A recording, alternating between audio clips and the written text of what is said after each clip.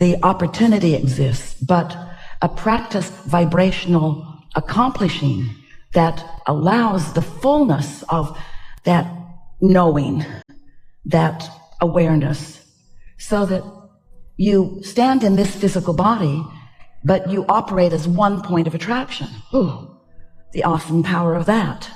You operate as one point of attraction. You live in a vibrational universe and you are a vibrational being. But most humans don't realize that because you're so good at translating vibrations into your physical senses that you don't even know you're doing it. But there's another awareness that you could have of this vibrational connection, and that's through your emotions. Your emotions let you know how much of who you really are you're allowing yourself to recognize. Now, hear that distinction. Not how much of that is really you. It's really you whether you know it or not. Not how much of that is aware of you. That part of you is aware of you whether you are aware of that part of you being aware of you or not. It's happening, but when you become aware, but you've got to be in the vibrational vicinity to even know. And when you are in the vibrational vicinity, then you have a clarity that is amazing and an energy that is, it's not more than you have access to, but your awareness of it is pleasing to you. You don't have to know how wonderful you are for wonderful things to be flowing to you. But you do have to accept and acknowledge and find a vibrational place within how wonderful you are for you to let it in. You've got to open up your valve and let this energy that is you flow to you and through you. And you do it, almost everyone does it some, but most do it by default. They don't do it on purpose. So because they don't do it on purpose, it happens sporadically. You know it because you feel that high-flying feeling. You feel extra uplifted or extra clarity. But the conscious awareness of it and the skill at maintaining it allows you to accomplish a momentum, a point of attraction where you allow that consciousness that you are to attract consistently without contradicting it with resistant thoughts. And we are so eager for you to personally discover, because you can't get it by our enthusiasm. You have to personally adjust your frequency so that you're doing it before you get it. Because otherwise it's just so many words that sound sort of good that are annoying if you're not doing it, and that make you irritated with others who appear to be doing it. And then there's all those who think they're doing it that would like to help you do it, that you would just like to rid yourself of in some way. We understand all of that. You are uniquely you. And when you come together in combination with others who share your planet, oh, wonderful motion forward happens. And so by experiencing the contrast of knowing what you don't want and therefore knowing what you do want, you launch these rockets of desire that are received by that non-physical part of you. And we like to depict it in this way, that you launch these rockets of desire. And we want to point out to you that it's all right that when you launch those rockets, you are usually not a consistent up-to-speed vibrational match with those rockets, because it's usually something that you don't want that has caused you to do that asking. So while you're doing that asking, you're usually contradicting the very asking that you're doing. But your inner being holds no resistance, because your inner being isn't out here on the leading edge with you. And so your inner being just receives the rocket of desire and becomes a full vibrational match to it. And that's what we meant by that powerful point of attraction. When you ask for something, your inner being, who so understands how this all works, gives undivided, non-diluted, non-resistant attention to not just the new desire you launched, but how it blends with all of the other desires that you have launched, and you become magnificently more. But now that you have just become more, the human part of you has an extra challenge opportunity to be out of sync with your new asking or be in sync with your new asking. Initially, you're usually out of sync because what you don't want caused you to ask for more. But your inner being, not being out of sync, holds steady focus upon what you've asked for, becomes the culmination of what you've asked for. If you're confused and you want clarity, your inner being is more clear about that subject. When you ask, it is given. Someone should write a book. But what trips you up is that it's given in this non-physical sense, in this vibrational sense, and these thoughts have not yet turned to things. So you don't want to count them. I asked for more. My inner being became it. My inner being became this powerful, awesome, non-diluted point of attraction. This powerful, non-resisted thought is who my inner being is. But I'm still justifying over here in my physical humanness why I want the money, because I don't have enough. And how irritated I am that that guy's got more than he needs. And so, as in my humanness, I focus on the injustice, while my inner being goes off and attracts a veritable empire, a veritable fortune, abundance of all nature on my behalf. The question is, what am I doing in my humanness in relationship to that? And your emotions let you know. If you're ornery, you're not very good at it. If you're angry, you're not good at it.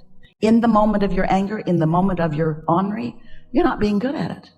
You are focused upon something that is introducing resistance that doesn't let you know the prosperity that you already are. And so it seeps in little drips and brabbles. Esther makes up a lot of words.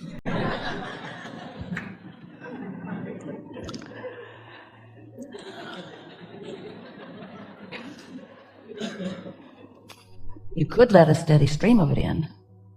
So, you can tell by the way you feel how up to speed you are with all that you've become, or how much resistance you're introducing to it right here and right now. What we would like to encourage is that instead of waiting until you fall in a hole and you really feel strong negative emotion, that you get out ahead of it, that when you wake up, before you've focused upon the things that introduce resistance into your experience, you let a little bit of momentum get going so that you hook up with who you really are, so that as the resistance shows itself to you, and it will, because that's this human environment in which you're living, because you already have some momentum going, you have a step 5 moment instead of a step 1 moment. Do you know the difference? Step 1 is contrast of your life causes you to ask.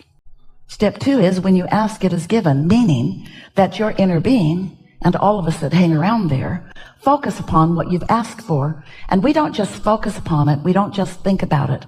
We become it so much that our point of attraction gathers all of the cooperative components for what you've asked for.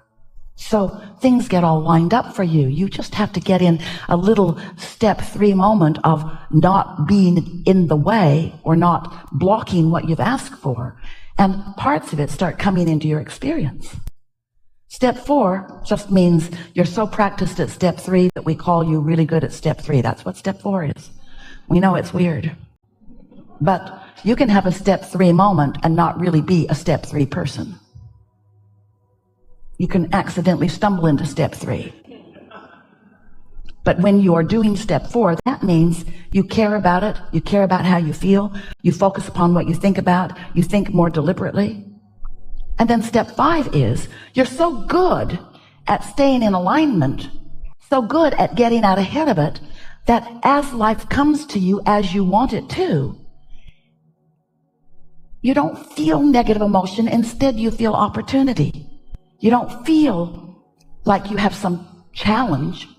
You feel the opportunity that it is because you were born. You came deliberately into this environment because you are a creator.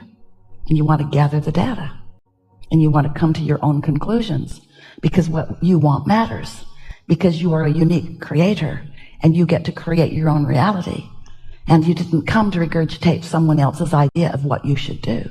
Most humans, rather than listening for their vortex version, which is out ahead of them, which is calling them all the time, instead of being under the influence of your own inner being who adores you and who is calling you and who gives you moment-to-moment feedback about whether you're coming toward or moving away from, whether you're closing the gap or widening the gap, whether you're allowing or resistant.